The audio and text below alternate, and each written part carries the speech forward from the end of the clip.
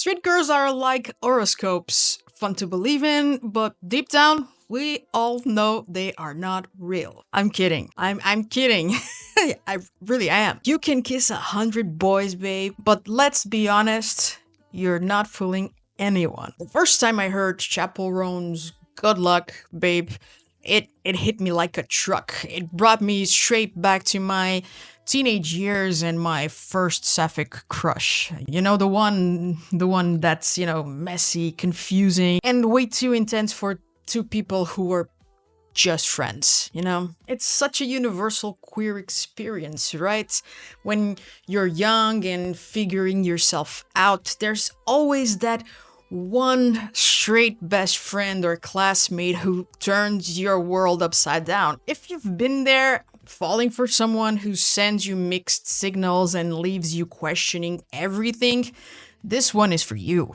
Alright, let's set the stage here. Being a queer teen is like playing emotional dodgeball. You're just trying to figure yourself out while dodging all the mixed signals, unspoken feelings, and straight up confusion that is flying at your face. It's chaotic, it's exhausting, and honestly, it's kind of hilarious when you look back at it. For me, it was always straight girls. You know the ones. They'd swear up and down they were straight, but then they'd hold your hand a little too long or write you letters that smelled like their favorite perfume. And there I was thinking I was living in some kind of "but I'm a cheerleader" moment, while she was probably just bored or confused. Babe, are we friends? Or are we about to have our big gay awakening montage? To be fair, some of them might genuinely be straight today, married, with husbands, kids, the whole Pinterest perfect life, but others, let's just say they're probably crying to Tegan and Sarah in secret while their husband wonders why she's so into the L Word reruns. Let me tell you about my first serious girl crush. I'm not talking about those little playground crushes where you think someone's cute and then forget about them a week later. Nope. This one hit me like a truck, and by truck I mean 13-year-olds raging hormones and complete inability to process feelings. We met, and there was this instant connection. I don't know if it was gaydar or just me projecting my feelings onto every little thing, but something felt different. And for a whole year, I was convinced we were flirting. She'd write me these perfumed letters. Yes, perfumed letters. And she started it, okay? I didn't even know that was a thing until she did it. And she only did that because once I told her I loved her perfume. And so she made sure those letters smelled like it. And fun fact, it's still my favorite perfume to this day.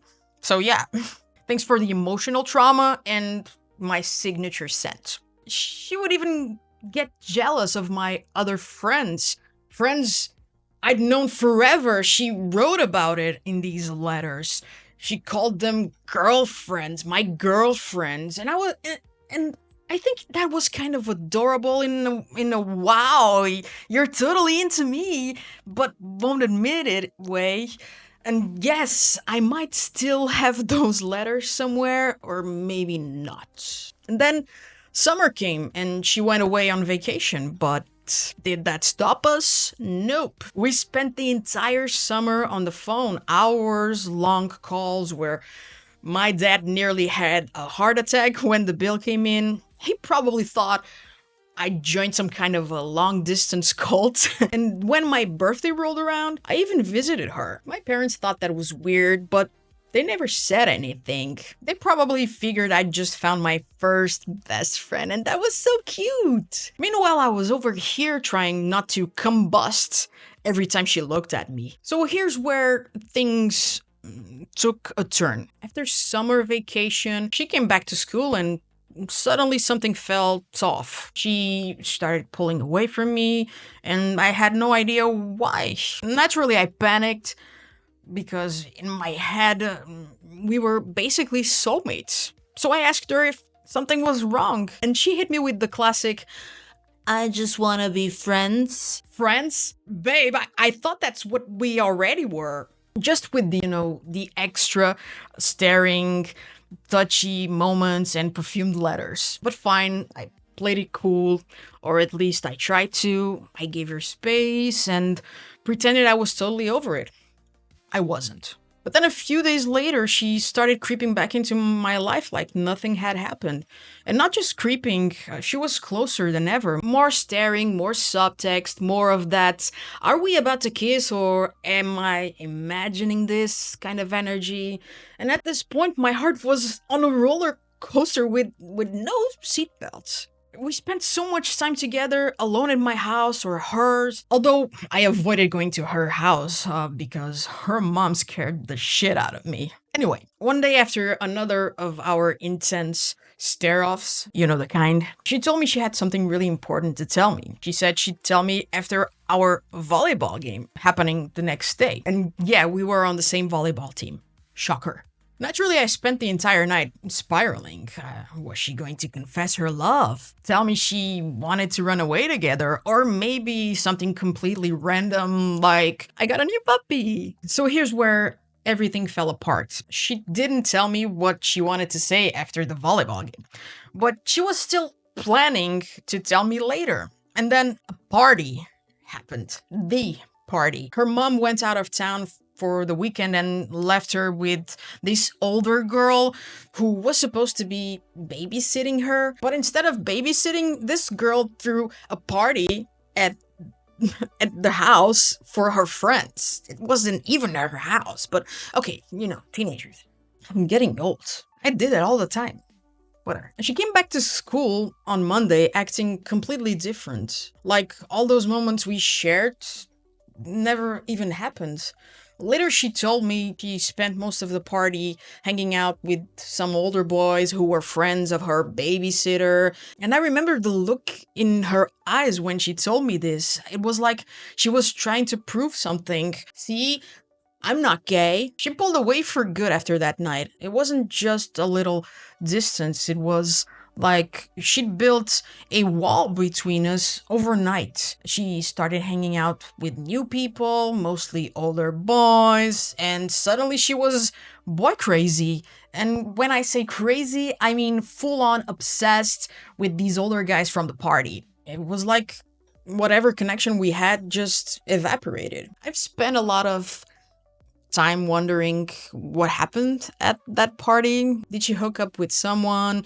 Did someone say something to her? Or maybe she just decided it wasn't worth the risk of whatever we had going on between us. I'll never know for sure, but part of me thinks someone might have made her feel bad about her feelings. Or maybe scared her into thinking they were wrong. What I do know is that it crushed me.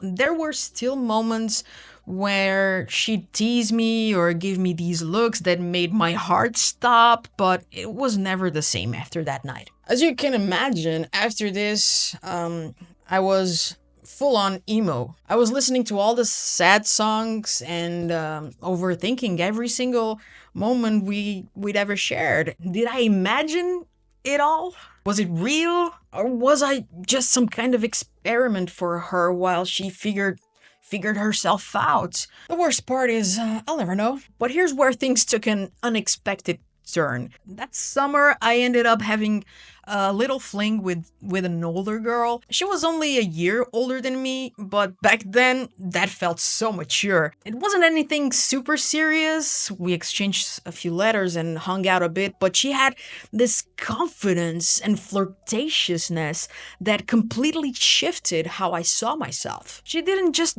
distract me from my heartbreak, she woke me up sexually. For the first time, I started to understand myself in a way I hadn't before. And here's the wildest part of this whole story.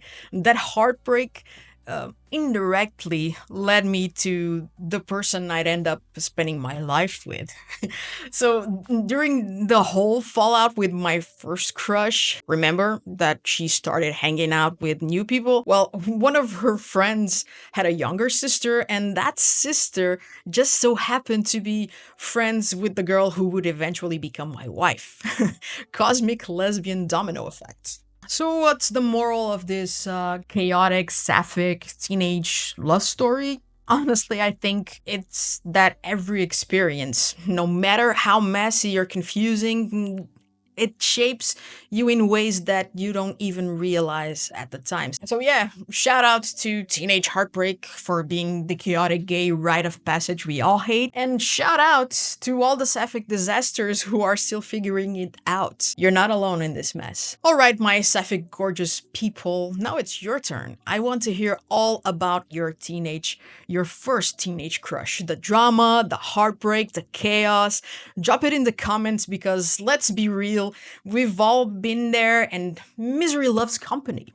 And if you think this was dramatic, oh honey, this is just the beginning. My journey is like a Netflix show. Too much drama for one season, so I'll make this a series. Stay tuned for the next episode because it only gets gayer from here. Thanks for watching and see you soon. Adios.